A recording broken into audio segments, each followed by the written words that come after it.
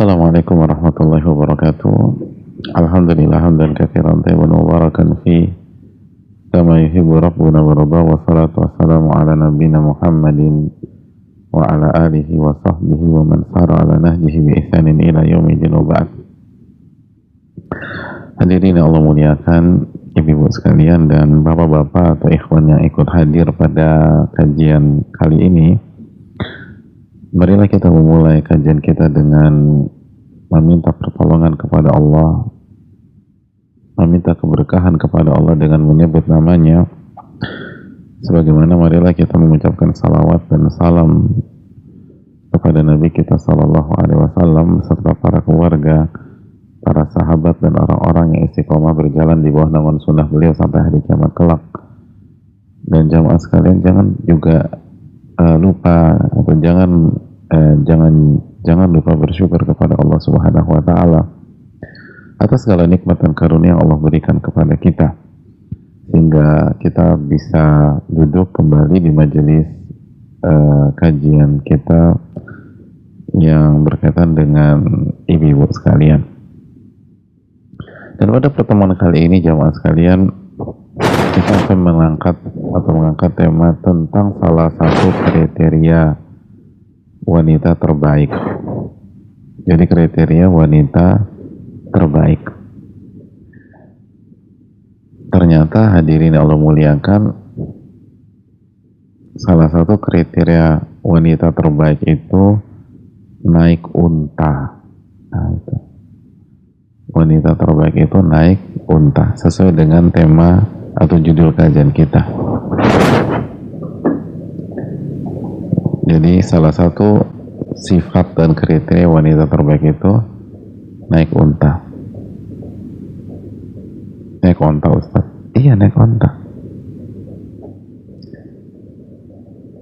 Coba, yang punya unta di rumah siapa? Aku sih mentok-mentok punya kijang, Ustaz.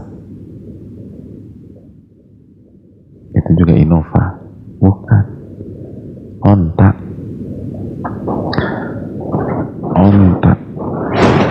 Aku Jaguar, Pak Ustadz. Enggak, Jaguar. Saya nggak mau Jaguar. Onta. Udah pernah naik onta belum, ibu sekalian? Kalau mau jadi wanita terbaik, kata Nabi SAW, wanita terbaik naik onta. Itu benar. Ada dalilnya, Ustadz. Itu sabda Nabi SAW. Khairu nisa'in rakibnal ibil. Sebaik-baik wanita itu naik unta. Masya Allah. Sebaik-baik wanita terbaik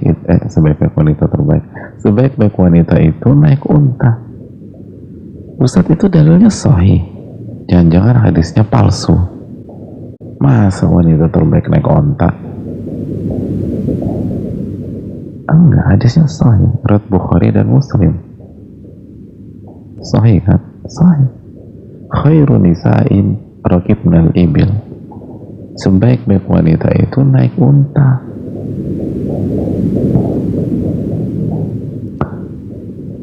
Jadi sebaik-baik wanita itu naik unta. Masya Allah. Oh gitu ya Ustaz? Iya, naik onta. Coba siapa yang melihara onta? Oh, jadi kalau mau jadi wanita terbaik tuh pelihara onta, Ustaz. Kalau kucing gimana kucing? Bukan. Onta. Kucing nggak bisa dinaikin.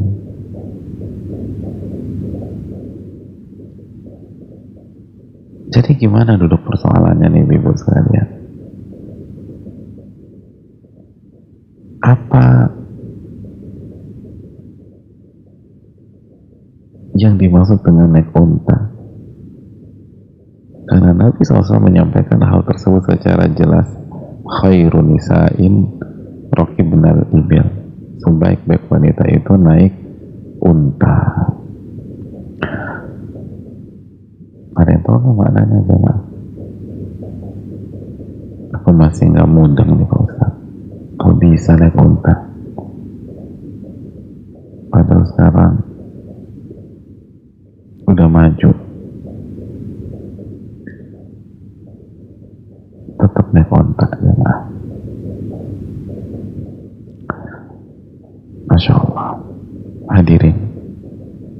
Mari kita dudukkan masalah ini sebelum ibu-ibu langsung action beli onta atau mungkin langsung pelihara onta. Ibu-ibu kan biasanya militan, lebih militan daripada bapak-bapak. Bapak-bapak kajiannya bulan apa baru diamalinya bulan apa, tapi kalau ibu-ibu hari ini belajar, hari ini diamalin. Masya Allah. Hadirin Allah muliakan, tapi nggak semua bapak-bapak begitu ya, banyak juga bapak-bapak yang Masya Allah mengamalkan ilmunya. Tapi apa sih maknanya sebaik-baik wanita itu naik onta?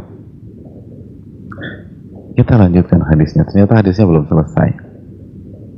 Khairu nisa'in raqibnal ibil nisa'u Quraisy ahnahu ala waladin fi sigarih wa ar'ahu ala zawjin fi dhati yadih.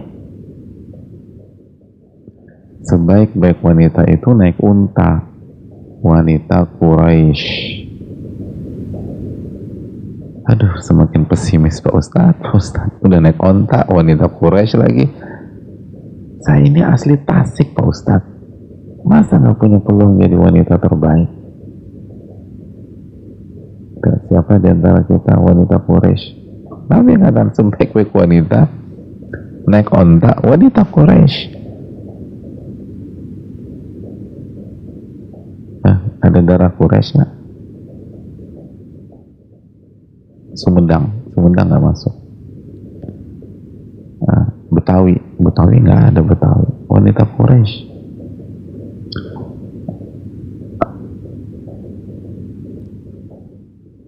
Hadirin, tenang dulu, jangan gelisah, jangan pesimis. Kita lanjutkan. Ahnahu ala waladin fi sigharih war'ahu ala zawjin fi dhati yadih. Jadi dijelaskan para ulama, hadirin sekalian, bahwa yang dimaksud naik unta di sini adalah nisaul Arab, wanita-wanita orang Arab. Karena orang Arab kan dulu sarana transportasinya unta. Jadi maksud hadis ini, sebaik-baik wanita dari bangsa Arab adalah wanita Quraisy.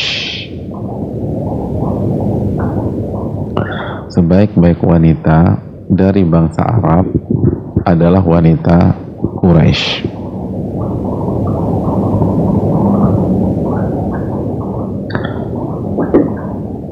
Jelas ini ibu-ibu sekalian dan jamaah? Apa maksudnya sebaik-baik wanita bangsa Arab itu wanita Quraisy? Tapi aku tetap sedih Pak Ustadz, aku ini asli Melayu, gak ada keturunan Arab sama sekali. Tenang dulu jemaah, karena ketika Nabi SAW menyebutkan wanita Quraisy bukan sebatas karena nasab mereka, bukan sebatas karena status mereka sebagai orang atau wanita Quraisy, apalagi karena hidung mereka yang mancung-mancung, bukan, karena sifat yang mereka punya. Ini yang harus kita miliki. Kenapa sampai mereka dijadikan wanita terbaik dari wanita-wanita bangsa Arab?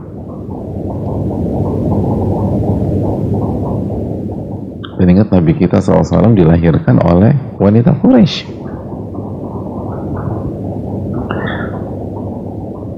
Jawabannya ada dua sifat. Yang pertama, ahnahu ala waladin fi sigharih. Wanita Quraisy itu haniyah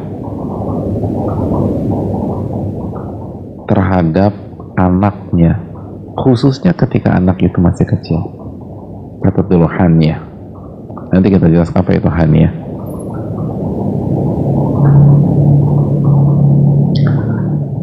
Itu sifat yang pertama. Sifat yang kedua nanti. Sifat pertama dulu, haniyah kepada anak, khususnya ketika anaknya masih kecil. Hadirin Allah muliakan, itu yang membuat mereka menjadi wanita terbaik kata Nabi SAW. Nah pertanyaan kita kejar lagi, apa yang dimaksud haniyah? Yang dimaksud haniyah, ibu-ibu catat baik-baik, yang sangat sayang dan pengasih kepada anak mereka.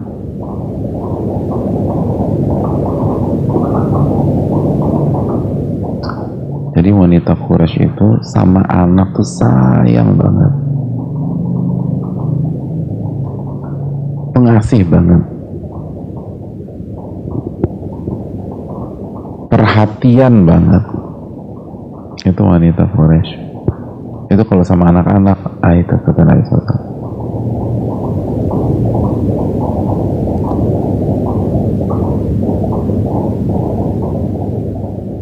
Cara ngendel anak mereka, Masya Allah. Cara mereka memberikan kasih sayang, Masya Allah.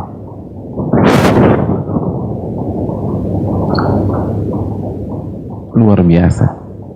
Luar biasa.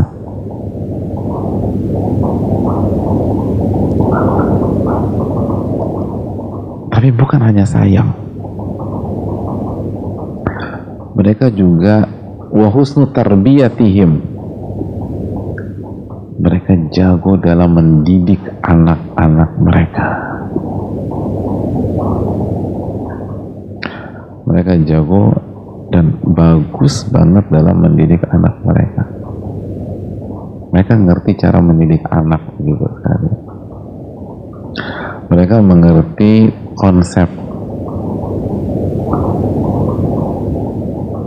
Itulah yang dijelaskan para ulama kita, seperti dijelaskan Al-Imam An-Nawawi rahimahullah. Jadi ibu sekalian, ternyata bukan sebatas karena nasab kan, apalagi karena hidungnya mancung-mancung atau kulitnya putih, bukan. Tapi alasan pertama kenapa mereka menjadi wanita terbaik, mereka sangat sayang sama anak, sangat sayang dengan anak, pengasih sama anak, perhatian sama anak, khususnya ketika anak mereka masih kecil. Dan jangan lupa jago mendidik, nggak ngasal. Mereka bukan tipikal ibu yang memanjakan anak tersebut atau kasih sayang yang tanpa aturan, kasih sayang yang suka-suka, yang parameternya perasaan. Namanya anak udah boleh dikasih gadget, mbak, kasih aja. Namanya juga sayang anak, tuh main kasih-kasih aja.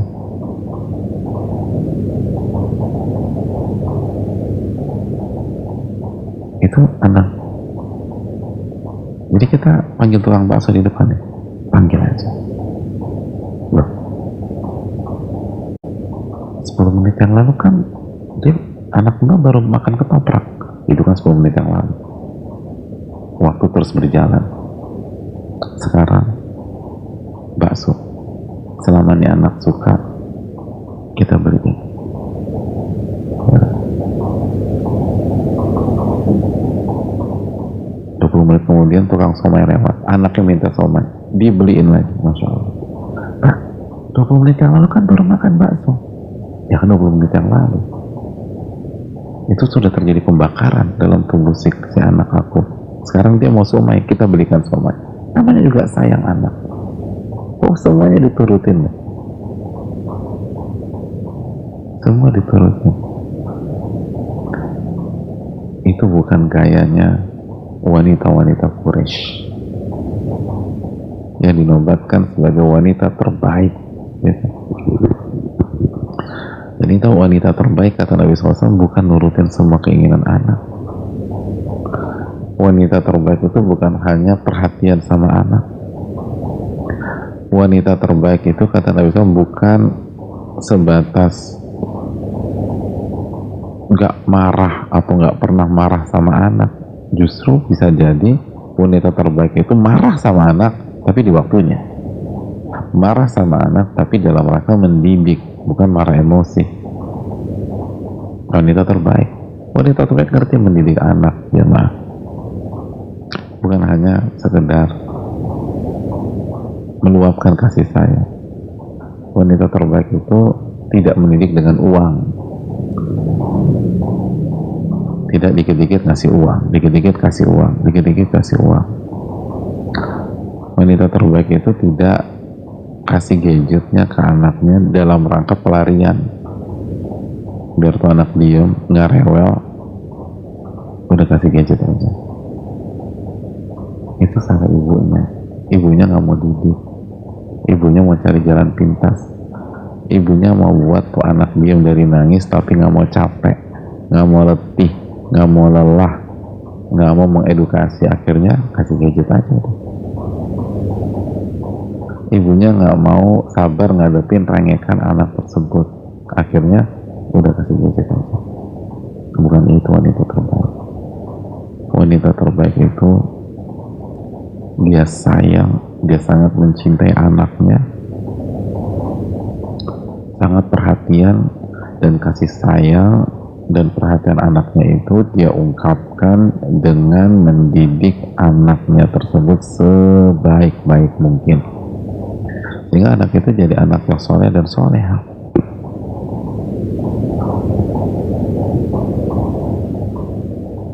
Wanita terbaik tidak memanjakan anak, enggak, tidak memberikan seluruh keinginan anak. Wanita terbaik tidak mendidik anak dengan materi, dengan uang.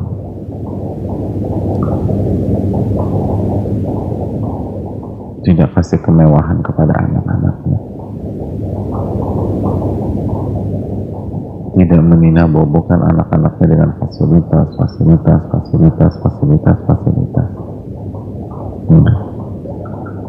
Wanita terbaik itu menyayangi, mencintai, perhatian, dan mendidik anak-anaknya. Itu aja.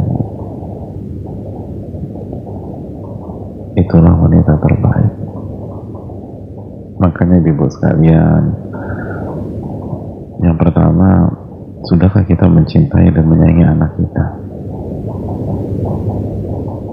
Sepele loh, tapi nggak semua ibu sayang sama anaknya. Atau yang lebih tepat, nggak semua ibu menyayangi semua anaknya. Ada sebagian ibu kita tahu itu sayang, tapi cuma sama yang paling besar, yang lain dicuekin udah. Sayang, tapi sayangnya hanya yang paling kecil aja, yang lain didiemin. Yang lain terserah mau dia, yang penting jaga paling kecil. Ada yang sayang cuma sama anak lakinya doang, anak perempuannya dibiarin gitu aja. Anak lakinya masya Allah jadi pangeran, tapi anak perempuan jadi upik abu di rumah. Atau sebaliknya, ada yang sayang hanya anak perempuan aja, ada laki-lakinya nggak disayang. Oleh karena itu jelaskan, harus jadi ibu yang penyayang. Wanita harus penyayang. Makanya kan dalam hadisnya wanita yang direkomendasi untuk dinikahi, wanita yang karakternya apa sih? Al-wadud, yang penuh dengan rasa cinta dan bisa mengungkapkan rasa cintanya. Itu wanita itu harus penuh dengan cinta dan kasih sayang dan bisa mengungkapin rasa kasih sayang. Itu kalau mau jadi wanita baik, apalagi wanita terbaik. Gak ada wanita judes tuh, gak ada, galak gitu,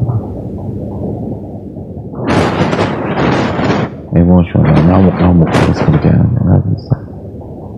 Wanita itu penuh dengan cinta dan kasih sayang. Itu yang perlu kita camkan. Jadi ibu-ibu sekalian, pupuklah rasa kasih sayang kita, tanamkan itu, ungkapkan ke anak-anak. Makanya kalau punya anak perempuan itu dilatih untuk anak-anak kecil, karena banyak anak-anak kita nggak bisa megang anak dan nggak betah, apalagi yang nikah muda dan sebagainya, nggak bisa megang anak. Kenapa? Karena nggak dididik dari awal. Punya anak tapi neninya semua, anaknya 5, neninya 5, udah semua dipegang neni, nggak bisa begitu. Dia nggak akan jadi wanita terbaik. Wanita terbaik itu jago megang anak, jago. Itu wanita terbaik.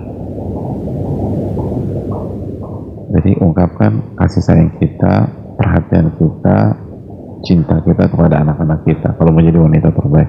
Lalu yang berikutnya bisa ngedidik mereka, ibu sekalian, bisa ngedidik. Makanya harus belajar. PR besar seorang wanita itu jadi pendidik. Mendidik siapa? Mendidik anak sendiri. Jadi yang kedua, ibu-ibu sekalian, kalau mau jadi wanita terbaik, kita harus bisa didik anak. Makanya PR besar seorang wanita itu bukan pintar masak, walaupun pintar masak tuh bagus. PR terbesar wanita itu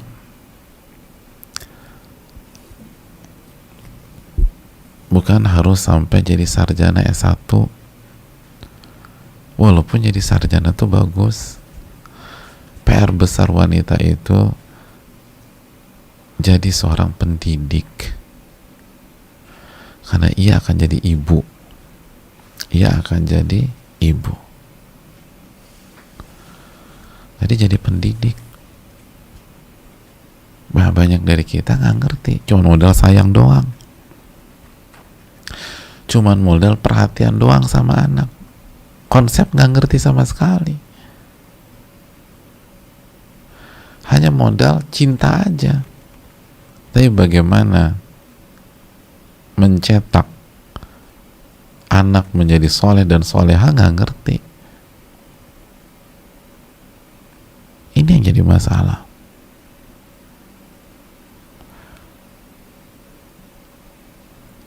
Oleh karena itu, mungkin banyak ibu bilang, ya tapi Pak Ustadz anakku udah 6, yang paling kecil kemarin baru wisuda, terus gimana dong?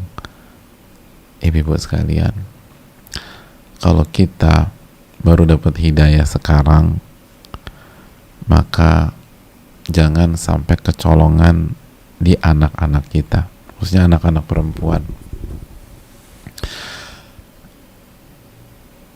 Cetak mereka menjadi seorang pendidik sebelum mereka belajar ilmu-ilmu bidang-bidang lainnya, sebelum mereka menggeluti spesialisasi atau expertise lainnya. Silakan, selama itu halal dan bermanfaat, tapi dia kan akan jadi seorang ibu, insya Allah, biidznillah. Maka dia harus ngerti bagaimana mendidik. Gini loh jamaah sekalian, cara berpikir ilmiah tuh kayak gimana sih? Cara berpikir ilmiah itu, masa depan adalah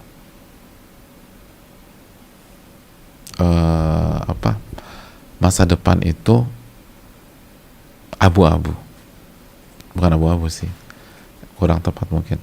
Masa depan tuh misteri lah, lebih tepat. Misteri. Kita nggak tahu apa yang akan terjadi. Kita nggak pernah tahu apa yang terjadi. Maka kita harus lakukan persiapan.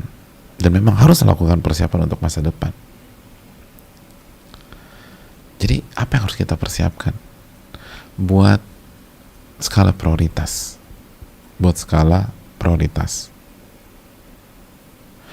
Nah, prioritaskan yang paling besar kemungkinan terjadi di masa depan. Lalu berikutnya. Iya kan? Itu cara berpikir ilmiah. Contoh misalnya waktu kita SMA deh. Waktu kita SMA atau waktu kita sekolah, besok hari apa? Besok hari Selasa misalnya. Hari Selasa. Ada 5 mata pelajaran besok. Bahasa Inggris, bahasa Indonesia, kimia, fisika, sama olahraga. Sama olahraga. Olahraganya volley misalnya. Dari 5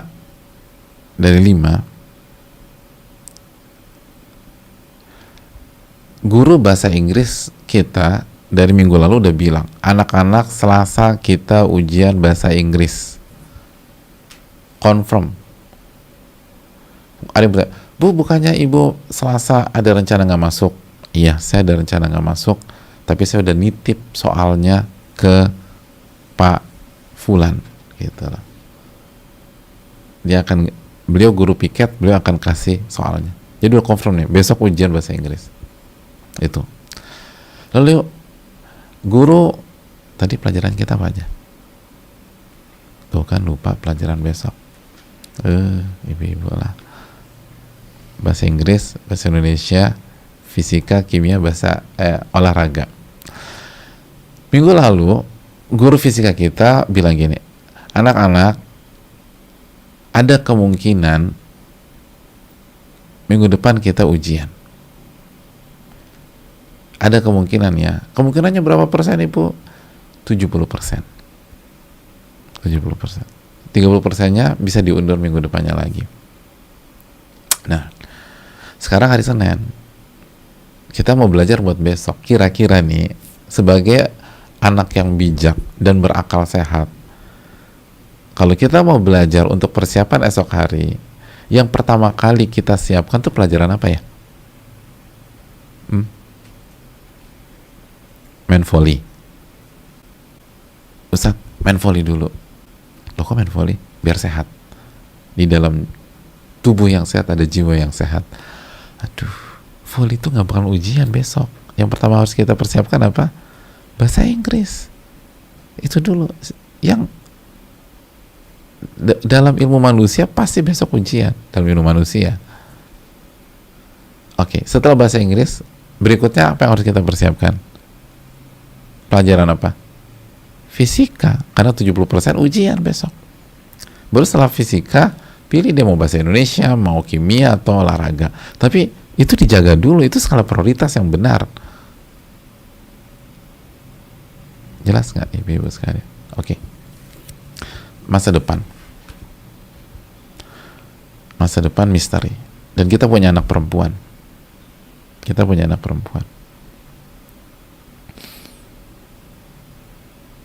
mungkin udah terlambat nih, atau kalaupun maksimal juga enggak, atau kalaupun mulai sekarang nggak maksimal, maksud saya gitu. Oke, anak perempuan kita, masa depan dari misteri itu, ada hal yang pasti nggak? Ada nggak yang pasti di masa depan? Apa semua tentatif?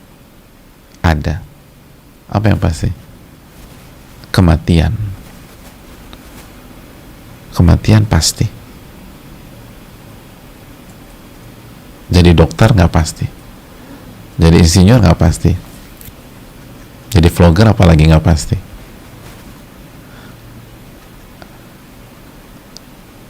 Jadi guru nggak pasti. Jadi dosen nggak pasti. Jadi fisikawan nggak pasti. Tapi kematian pasti.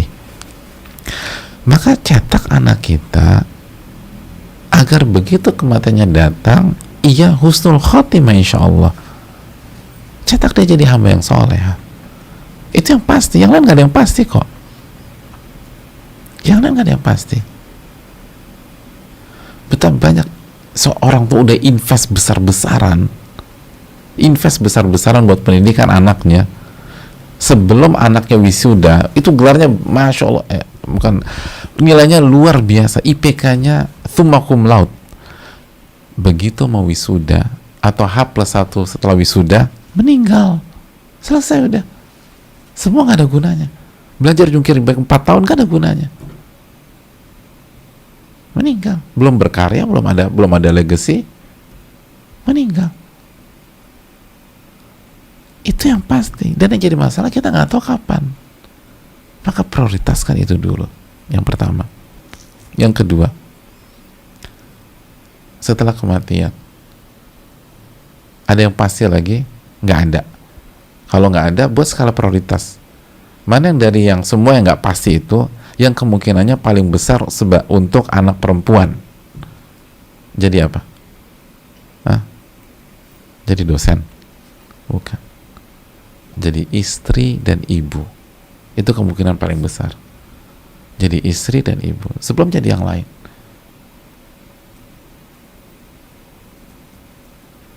Jadi istri dan ibu. Maka setelah mencetak anak kita jadi hamba Allah, cetak dia jadi istri yang soleha dan ibu yang mengerti mendidik anak sebelum yang lain. Kita tidak melarang sebelum yang lain, tapi ini skala prioritas yang paling memungkinkan. Kita ngelihat kehidupan lah. Ada berapa banyak wanita yang menghabiskan waktu bertahun-tahun belajar kedokteran, lalu setelah itu menikah, lalu memutuskan jadi ibu rumah tangga dan gak pernah nyentuh ilmu kedokterannya sama sekali. Gak haram, tapi kan gak efisien, berhenti total,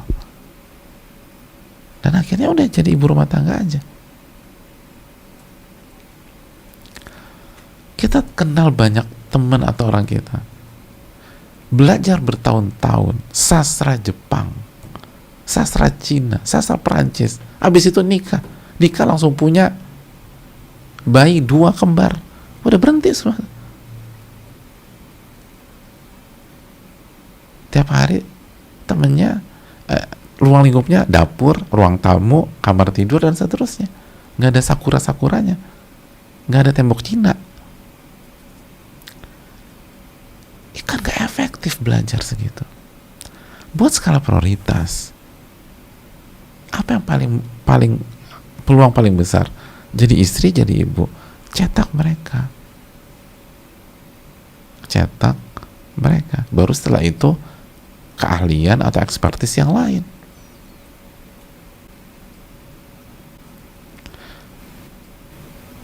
Dan begitu juga, dan kalaupun mereka punya mereka mengerjakan sebuah bidang, kita udah ngejalan kehidupan. Jadi istri, jadi ibu, itu sehari berapa jam?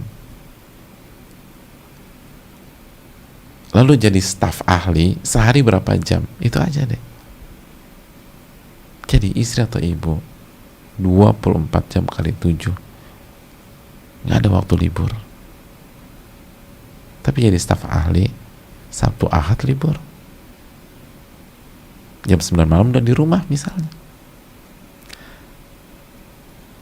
Maka buat skala prioritas.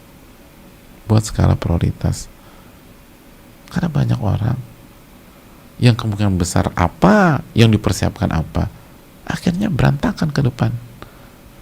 Kalau menjadi wanita terbaik, dia harus bisa mendidik anak dia.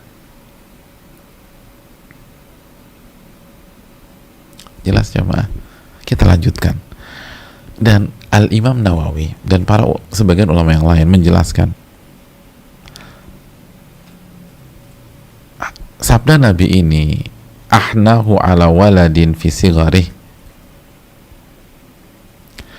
itu tadi apa? Ibu yang bisa memberikan kasih sayang, mencintai, memperhatikan, merawat dan mendidik anaknya,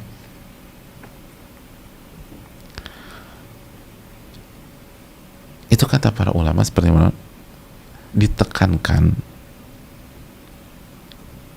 apabila suaminya meninggal dunia. Maka ketika suami meninggal, maka wanita terbaik taqumu alaihim ba'da yutmihim, maka wanita terbaik akan men-take over, menghandle anak-anak mereka yang yatim. Fala tatazawwaj dan dia tidak menikah. Karena fa'in tazawwajat falaysat bihaniyah. Karena kalau wanita itu menikah lagi, maka dia tidak berstatus sebagai haniyah atau ahna. Sedangkan kriteria menjadi wanita terbaik harus haniyah. Harus haniyah. Jadi sekali lagi kata Imam Nawawi,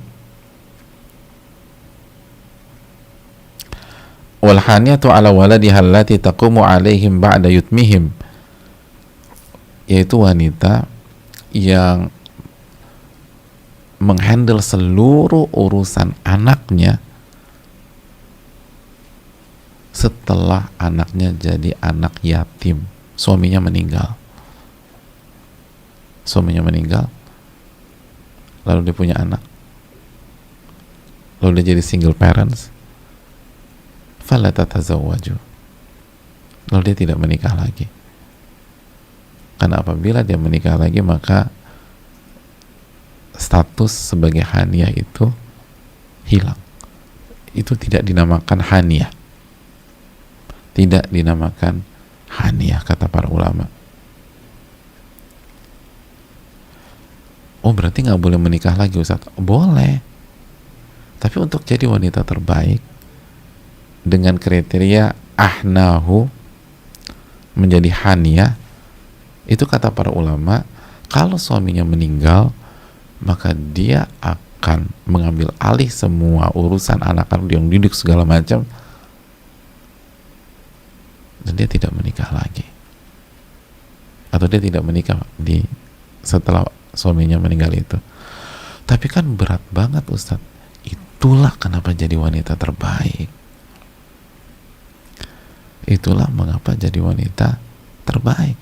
Susah.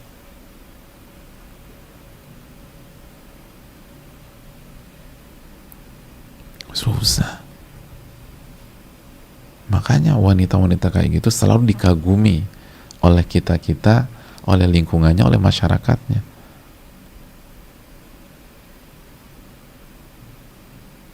Misalnya di lingkungan keluarga besar kami ada yang seperti itu, dan kita kagum semua sama beliau.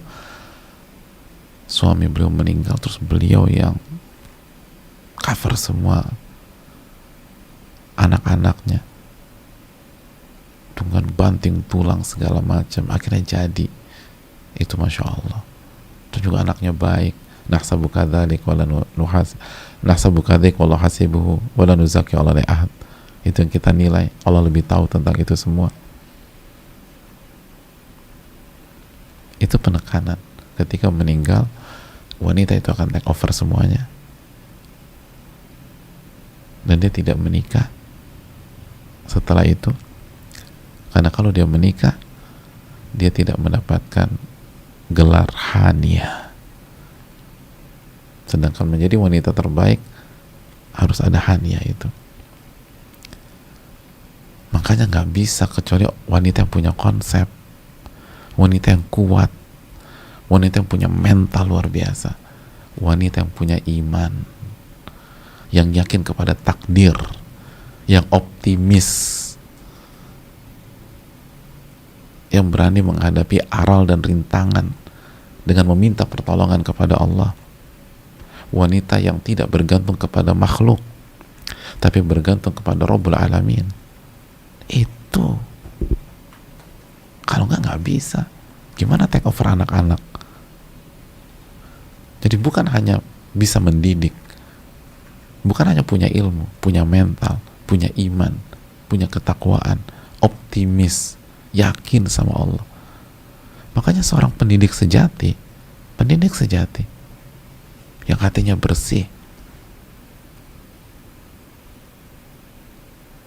kalau dulu dia bisa cerita sama suaminya, dia bisa curhat tentang anak-anak. Kalau dia lagi kesel, mungkin suaminya akan handle semuanya. Kalau dia lagi ingin nangis, dia bisa nangis di pundak suaminya. Sekarang nggak bisa lagi, tapi dia tetap fight. Dia bertawakal sama Allah. Dia jadikan sujudnya dan rukunya sebagai pelipur laranya, dan dia yakin bahwa Allah akan cover dia. Itu wanita yang hebat jemaah sekalian. Makanya nggak heran khairun nisa itu sebaik-baik wanita. Itu ibadah harus kuat, zikirnya harus kuat, sholatnya harus kuat.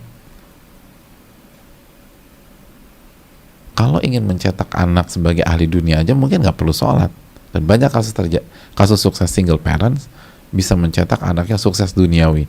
Tapi kalau ingin membuat anak sukses dunia akhirat, nggak bisa. Dia harus kuat ibadahnya, kencang. Kecuali diberi taufik oleh Allah Subhanahu Wa Taala. Tapi ini pekerjaan yang nggak mudah.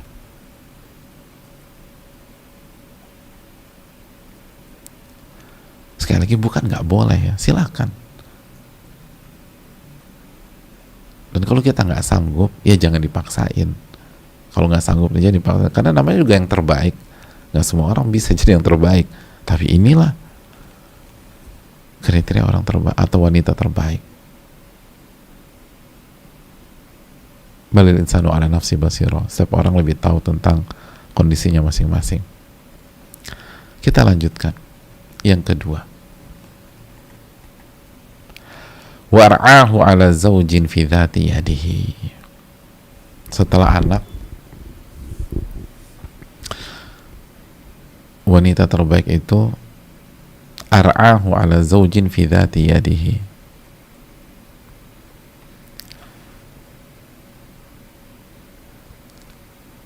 Wanita terbaik itu benar-benar merawat suaminya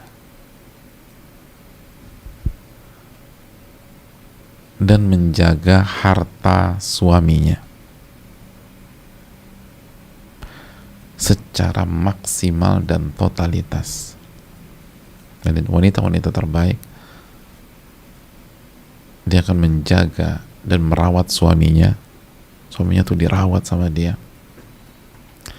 dan harta suaminya dijaga baik-baik. Dia nggak akan gunakan uang suaminya tanpa izin, dan dia nggak akan gunakan uang suaminya untuk maksiat, untuk hal mungkar, untuk hal-hal mubadzir. Dia jaga, walaupun mungkin suaminya nggak tahu, mungkin suaminya nggak nanya juga. Dia mau ambil, suaminya nggak tahu, tapi Allah tahu.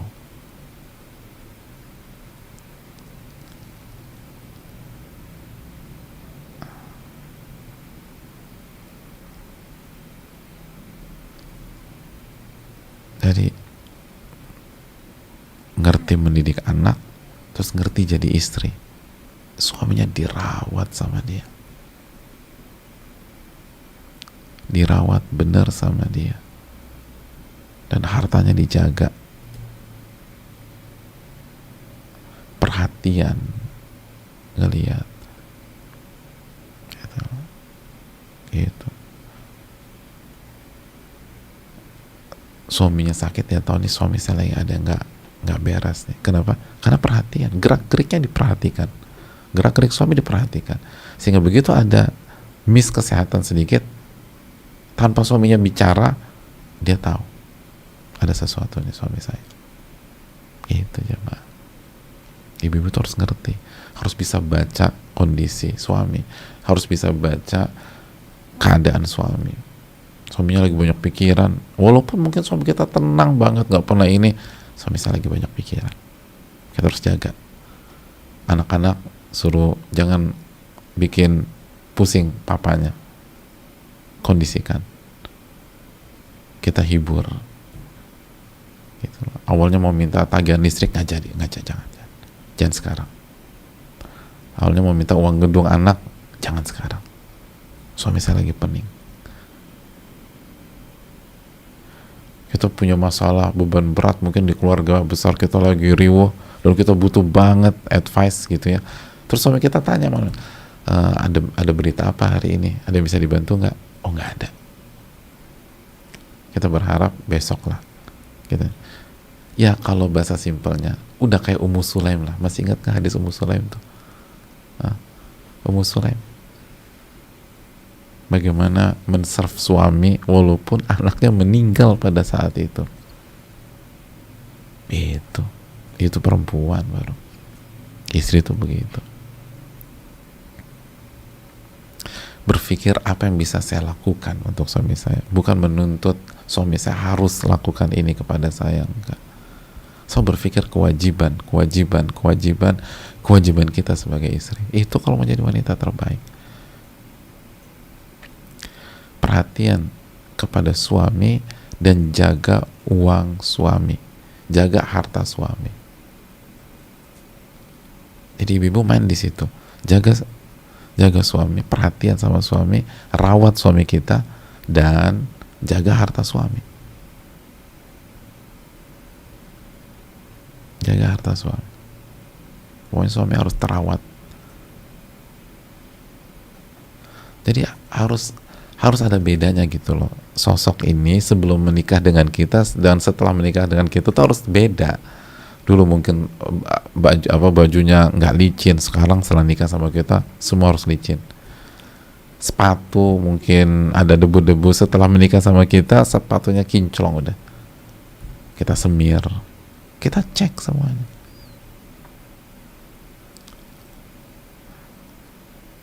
Kadang-kadang laki-laki baju lupa dikancingin, setelah sama kita semua dikancing gitu. Gitu jamaah. Dulu sebelum nikah sama kita, pecinya kalau ke masjid mencong-mencong sama kita udah pecinya itu. Kecuali kalau memang suka gaya begitu, gak masalah. Yang penting nyaman suami kita.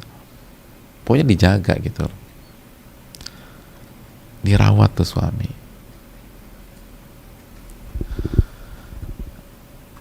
Suami itu dirawat.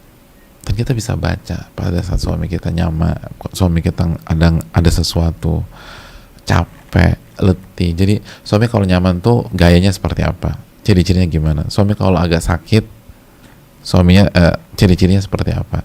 Jadi jangan tunggu panas tubuhnya 42 dulu baru, sakit ya mas? Udah 42 mbak, udah ngigo nih. Suami kalau lagi banyak urusan di kantornya atau pekerjaannya, itu gerak-geriknya seperti apa? Kalau ada masalah, gerak-geriknya seperti apa? Itu baca. Lalu buat nyaman. Kadang-kadang kita nggak perlu ngejar suami untuk cerita, tapi buat nyaman aja.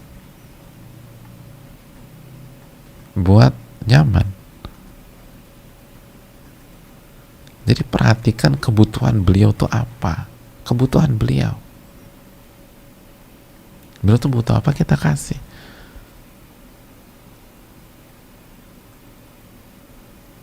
Bagaimana memperhatikan suami tanpa memikirkan apakah suami memberi perhatian sama kita atau tidak.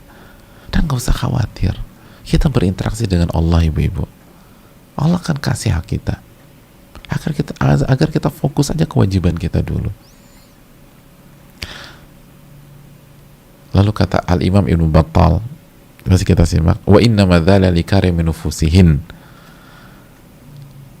Wanita yang bisa seperti itu, bisa ngedidik anak, terus sama suami, ngerawat, perhatian, lalu menjaga harta suami, itu hanyalah wanita yang jiwanya mulia.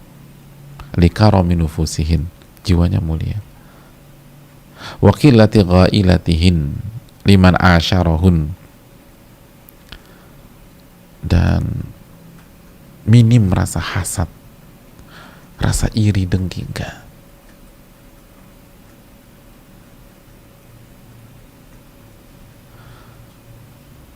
Jadi jiwanya mulia. Jadi kalau ingin seperti itu, tata hati kita. Ini bukan tentang masalah teknis loh jamaah. Seringkali kita secara teknis sudah khatam deh, gimana harus jadi istri soleha, gimana harus jadi wanita yang perhatian, udah khatam secara teknis. Tapi kenapa nggak berubah-berubah? Jiwa kita sakit, hati kita kotor. Makanya kata Al-Imam Ibnu Battal, yang bisa seperti ini hanya orang-orang yang, atau wanita-wanita yang jiwanya mulia. hatinya bersih, hatinya penuh dengan tauhid kepada Allah, hatinya itu zikrullahi azza wa jal, bersih, gak ada rasa hasad, gak ada rasa dengki, gak ada rasa ego. Wa taharatihinna min makayidatil azwaj, dan mereka adalah wanita-wanita yang suci dari membuat makar atau tipuan kepada suami mereka. Makanya 1 rupiah pun mereka nggak akan ambil, 1 rupiah pun. Maka mereka nggak, hati mereka bersih sehingga mereka nggak pernah mau bermain dengan suami mereka, nggak pernah mau main kucing-kucingan, melakukan makar, melakukan pengkhianatan kepada suami mereka, walaupun suami mereka nggak ada, walaupun suami mereka nggak ada. Suami kita nggak ada, tiba-tiba ada laki-laki yang dekati kita, nggak akan kita buka, nggak akan kita buka. Bahkan kita tegasi agar dia nggak main-main dengan kita. Mereka paling nggak berani melakukan konspirasi, makar, pengkhianatan kepada suami mereka, karena walaupun suami mereka nggak tahu, Allah tahu. Alam ya'lam bi anna Allah yara. Allah tahu. Suaminya nggak ada nih, Allah ada. Allah as-sami'ul basir.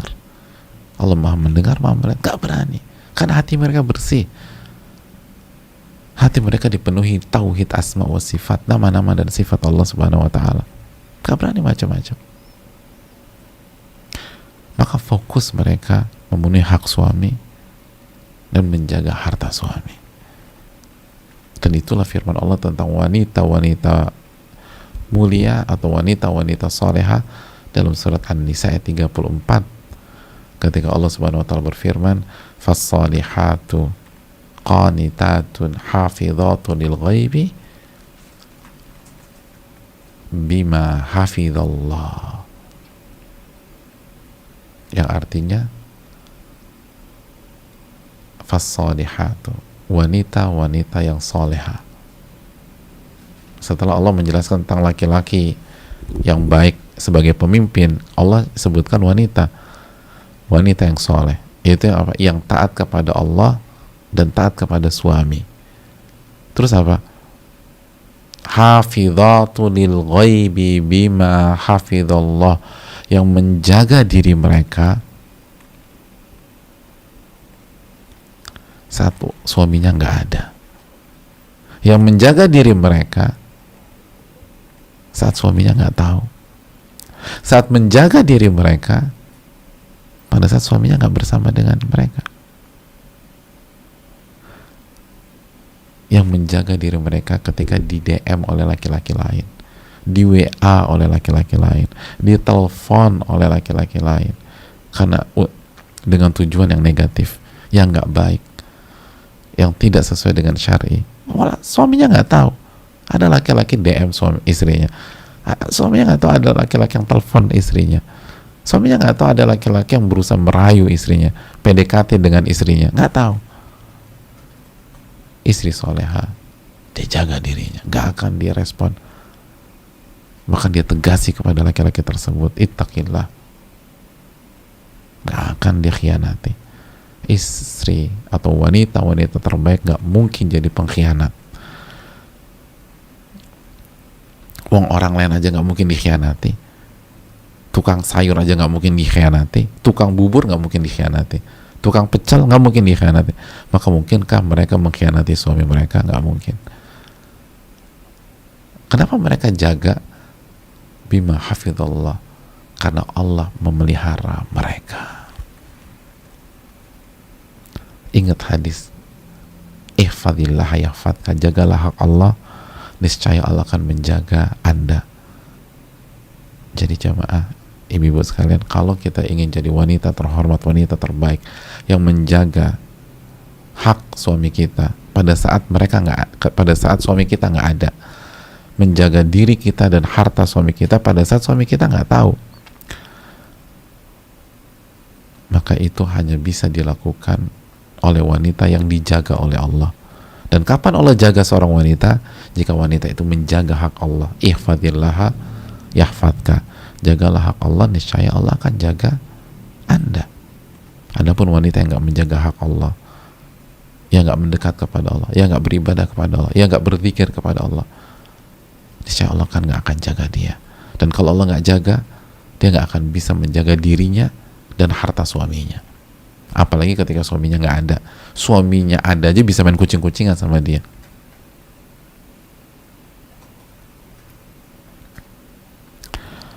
Hadirin Allah muliakan,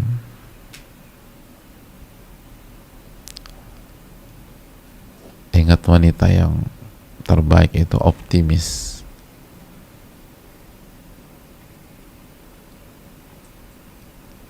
Tidak down. Dia kembalikan ke Allah. Yang harus dilakukan adalah tata hatinya, kata Ibnu Battal.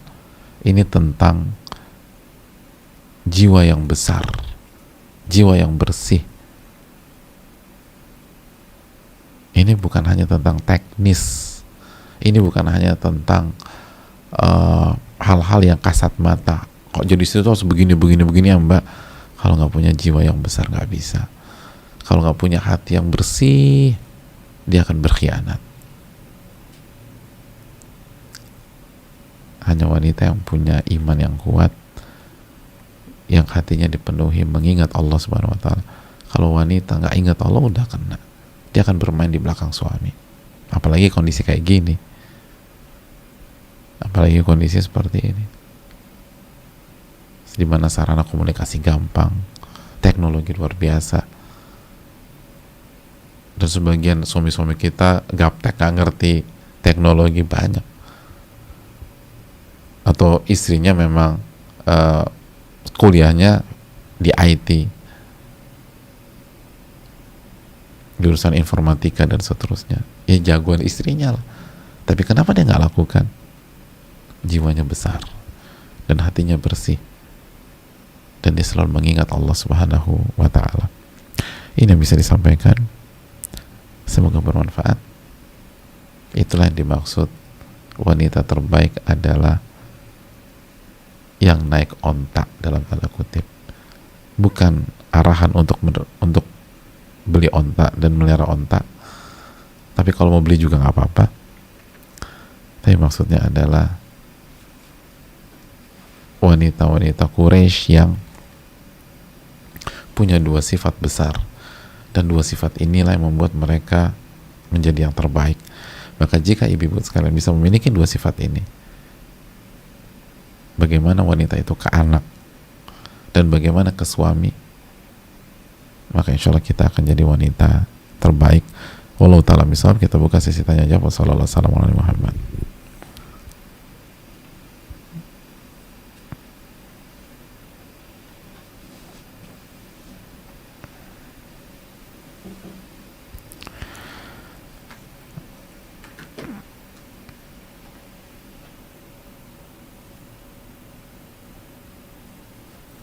Assalamualaikum warahmatullahi wabarakatuh. Waalaikumsalam warahmatullahi wabarakatuh. Semoga Ustadz Muhammad Nuzul Dzikri hafizahullah ta'ala beserta keluarga dan umat muslim semoga dirahmati oleh Allah Subhanahu wa Ta'ala. Amin ya rabbal alamin. Begitu juga dengan ibu yang bertanya. Mohon izin bertanya Ustadzana. Silakan. Saya berpikir untuk meminjam beberapa dana untuk penambahan modal usaha. Namun di sisi lain saya takut tidak bisa melunasi. Maksudnya ketika wafat sedang hutang belum lunas. Saya banting setir untuk menjual apapun yang bisa dijual. Apakah tindakan yang saya lakukan sudah benar? Jazakallah khairan, barakallahu fikum. Fikum barakallah, fiki barakallah wa iyaki. Jawabannya insya Allah udah benar. Kenapa demikian? Karena berhutang itu banyak para ulama mengatakan hukumnya makruh. Sedangkan menjual barang kita hukumnya mubah. Sebelum memikirkan hal yang makruh, kerjakan dulu hal yang mubah. Atau sebelum mencari solusi, maksudnya sebelum mencari solusi dari hal-hal yang hukumnya makruh, maka gunakan dulu hal-hal yang mubah, yaitu menjual. Sudah tepat, nggak apa-apa, jual aja. dan enak kok. Apa, jangan punya mental gampang ngejual barang tuh enak, sehingga hati kita nggak terikat dengan sebuah barang.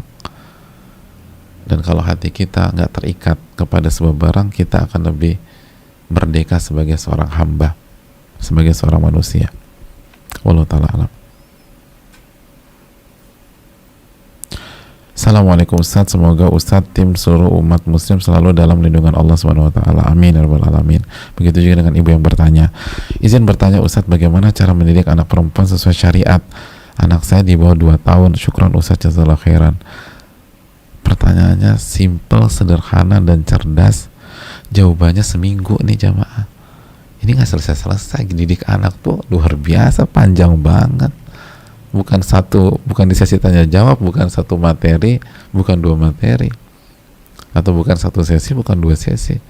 Ini mah kurikulum 1 tahun. Tapi semoga Allah berikan kemudahan, atau mungkin bisa dijelaskan oleh ustadz-ustadz kita yang alim dalam masalah ini. Wallahu ta'ala alam.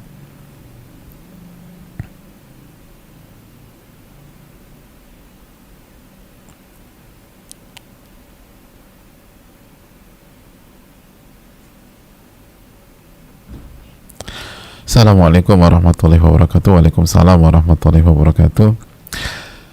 Semoga Allah melindungi Ustadz beserta tim. Amin ya rabbal alamin. Begitu juga dengan ibu yang bertanya. Ana dari Samarinda.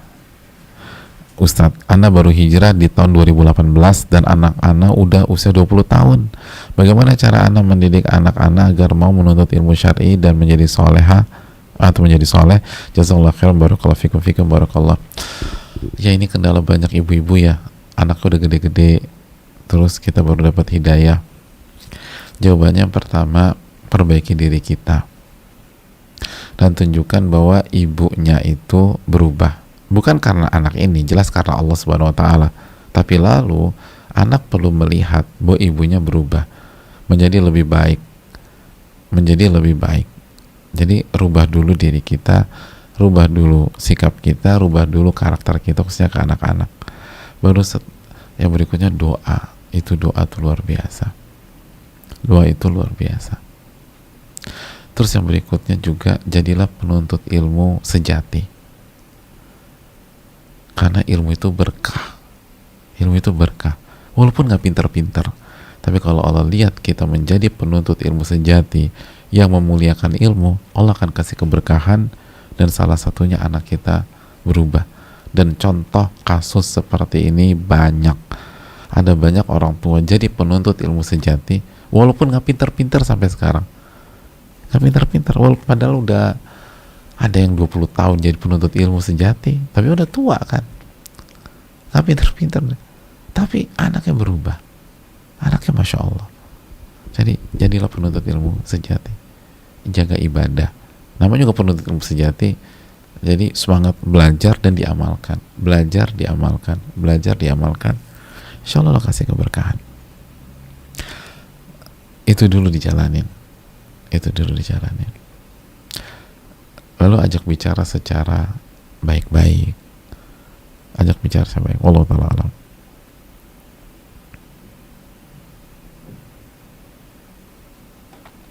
Assalamualaikum warahmatullahi wabarakatuh. Waalaikumsalam warahmatullahi wabarakatuh. Semoga Allah selalu menjaga dan melindungi Ustadz dan keluarga dan tim yang selalu menyelenggarakan kajian-kajian Islam.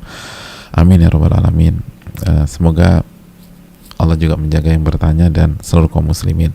Ustadz, saya mau bertanya, apakah masih bisa menjadi wanita terbaik apabila sedang kajian atau sesekali ingin pergi berdua suami, lalu saya menitipkan anak-anak dengan pengasuhnya, atau mendengarkan kajian dengan mengasuh anak-anak masih balita? Jazakallahu khairan. Itu wajar jamaah sekalian. Emang nggak boleh pergi sama suami berduaan? Ya boleh. Ya nggak boleh pergi berduaan sama suami orang. Nah, itu nggak boleh. Kalau sama suami sendiri mah bagus. Bahkan itu salah satu sunnah Nabi SAW. Nabi suka jalan sama Aisyah radhiyallahu taala anha. Jadi sekali lagi, jalan sama suami dalam rangka mengamalkan ilmu dan menguatkan rasa cinta dan sebagainya, itu bagus dan nggak masalah. Sekali-sekali titipin anak, Tapi kan sesekali. Jadi itu bukan pola baku atau pola intinya. Tapi juga hati-hati dengan pengasuh.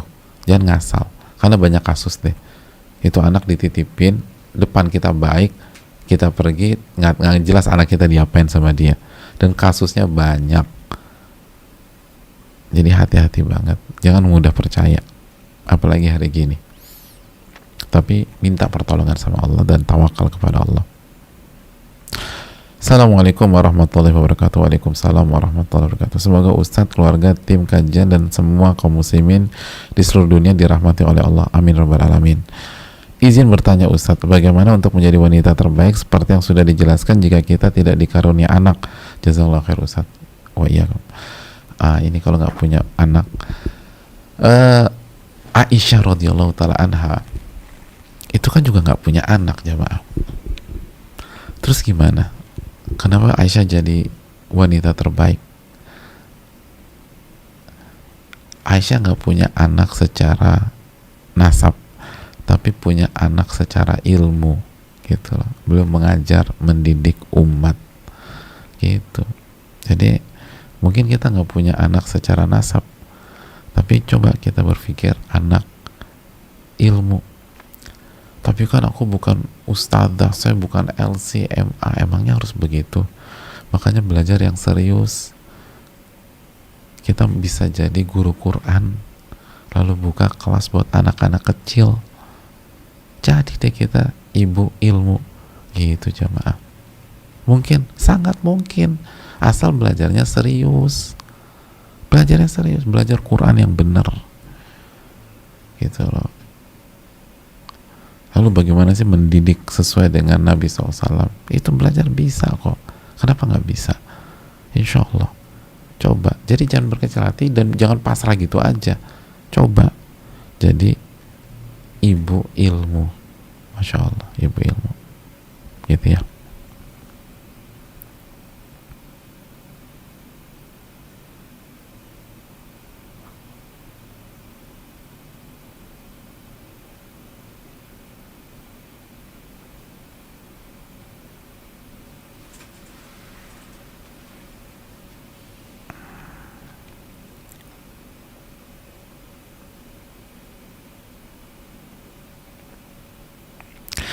Assalamualaikum Ustadz. Waalaikumsalam. Semoga Ustadz dan seluruh kaum muslimin selalu dirahmati oleh Allah. Amin ya rabbal alamin. Ustadz, bagaimanakah jika suami tidak memberi uang bulanan hanya sesekali saja, dikarenakan memang pendapatannya pas-pasan, kebetulan istri berpenghasilan, apakah istri harus tetap mengingatkan suami untuk memberi nafkah seadanya? Jazakallahu khairan. Jawabannya, kalau sesekali aja dan ini karena nggak punya uang, saran saya diikhlaskan. Apalagi istri punya penghasilan, diikhlaskan. Karena ini bukan disengaja karena ingin menzalimi kita, enggak. Dan kita tahu berat loh bagi laki-laki untuk mengakui ketidakmampuannya dari segi nafkah.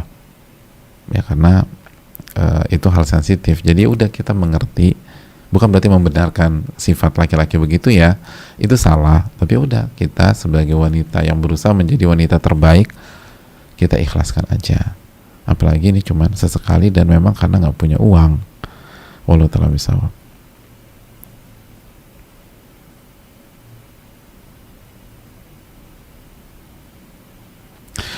Afwan Ustadz, ada ketinggalan pertanyaan. Loh, nggak ketinggalan ini, masih bisa, kecuali kalau maghrib masuknya.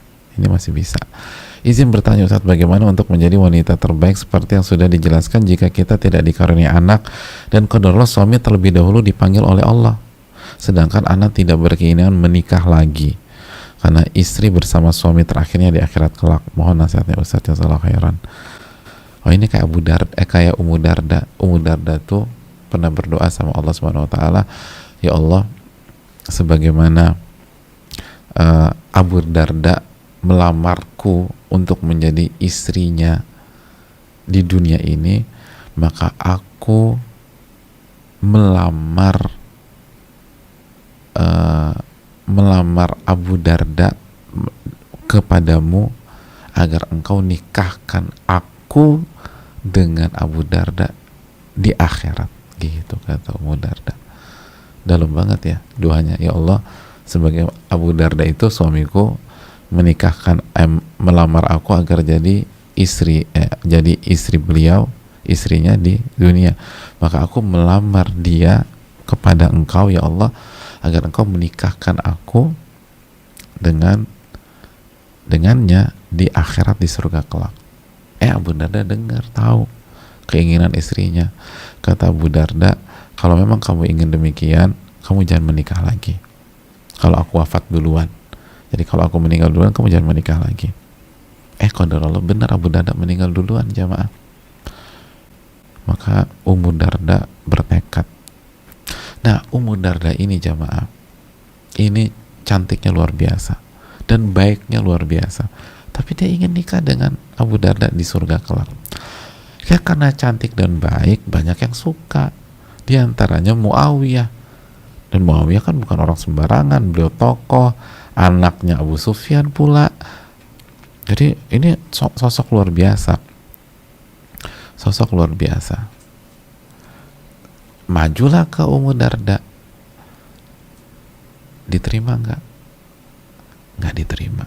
Padahal tokoh, uangnya banyak segala macam. Nggak diterima. Kata Ummu Darda, saya sudah niat ingin menikah dengan Abu Darda di surga. Nggak diterima tuh. Dalam riwayat, akhirnya Muawiyah, karena mereka fair ya, mereka tuh dewasanya luar biasa lah para sahabat Nabi SAW. Kata Muawiyah, kalau demikian Ummu Darda, kalau memang kamu nggak terima pinangan saya, pengen tetap gini, kamu perbanyak puasa, karena puasa tuh nahan, insya Allah. Dan benar akhirnya gitu jemaah. Jadi ini yang dimaksud penanya. Nah, kalau punya anak itu tadi, cari anak ilmu. Anak tuh ilmu. Nabi SAW bersabda, tadi kita belum sebutkan hadisnya, innama anna bimanzilatil walid wa'allimukum au kama qala. Saya ini itu seperti ayah kalian karena saya mengajarkan agama. Jadi kata para ulama, orang tua itu ada dua, orang tua nasab dan orang tua ilmu. Jadi kalau kita nggak dapat orang tua nasab, masuk ke orang tua ilmu. Maka kita mungkin dari sekarang, dan ada kesempatan kok asal kita serius belajar. Misalnya kita belajar selama 3 tahun ini misalnya, akhirnya kita bisa Quran, kita bisa tajwid segala macam, buat tuh kelas kecil-kecilan. Tapi saya nggak punya uang, nggak punya gedung, ngapain pakai gedung? Itu ngumpulin anak-anak tetangga di rumah kita, ajak tawarin yang mau ngajar apa, mulai dari anak tetangga 1, 2, atau mungkin kita punya keponakan, itu nanti merembet deh, insya Allah. Itu jamaah.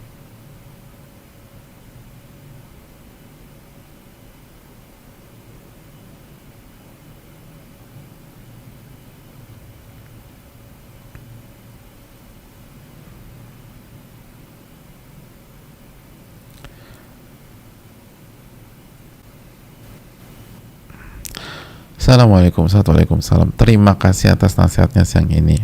Sama-sama. Tapi suami saya senangnya diam saja, sementara kami hanya berdua saja di rumah dan belum mempunyai anak. Saya sebagai istri kadang yang suka mengajak ngobrol duluan, dan terkadang saya suka sebel karena didiamin aja. Apalagi kalau suami pas ada masalah, emosinya suka meledak-ledak. Apa solusi buat saya, Ustadz? Jazakallahu khair wa barakallahu fiik. Jamaah sekalian, orang-orang terbaik itu punya benang merah persamaan, punya kemampuan beradaptasi. Jadi kita sebagai istri yang beradaptasi, jangan menuntut suami ngerti kita. Kita beradaptasi. Kalau suami pendiam, bersyukurlah kepada Allah. Karena Nabi SAW bersabda, man somata naja, barang siapa yang diam dia selamat. Gitu loh. Barang siapa yang diam dia selamat, gitu. Jadi suami pendiam tuh enak, jadi hisapnya nggak banyak di hari kiamat. Kita bersyukur. Nah, dapat suami banyak bicara, bersyukur juga, gitu loh. Jadi hidup, jadi semua tuh lihat sisi positifnya aja jamaah sekalian. Jadi nggak usah sebel kalau diemin, gitu loh. Kenapa? Berarti ketika kita bicara bukan karena Allah, kita ingin direspon sama manusia.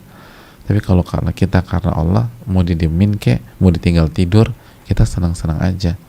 Yang penting saya udah berusaha. Itu jamaah. Adapun kalau emosinya suka meledak-ledak, lagi-lagi kita yang harus pintar-pintar baca kondisi. Makanya kalau udah udah mukanya kusut segala macam, jangan diajak ngobrol gitu loh. Apalagi obrolan-obrolan yang nggak jelas, obrolan-obrolan receh yang nggak penting gitu loh. Ceritalah gimana ibu-ibu rebutan panci tadi pagi, atau rebutan daun kangkung sama tukang sayur. Ini suami lagi pening ngurusin pekerjaannya, ceritalah tentang tukang pecel. Jadi jamaah sekalian, ini yang perlu kita camkan. Kadang-kadang kita nggak ngelihat kondisi, lihatlah kondisi. Perlu telah bisa. Iya, saya rasa cukup, sudah jam segini. Makasih banyak, senang bisa belajar dengan kita semua, dan semoga ibu-ibu semua jadi wanita terbaik ya, walaupun nggak dari Quraisy, dan nggak usah rubah akta kelahiran lalu ganti nasab, nggak, udah bangga aja jadi orang Indonesia. Pokoknya kita orang Indonesia, kita bangga lah. Intinya adalah miliki dua karakter dan sifat tersebut gitu ya.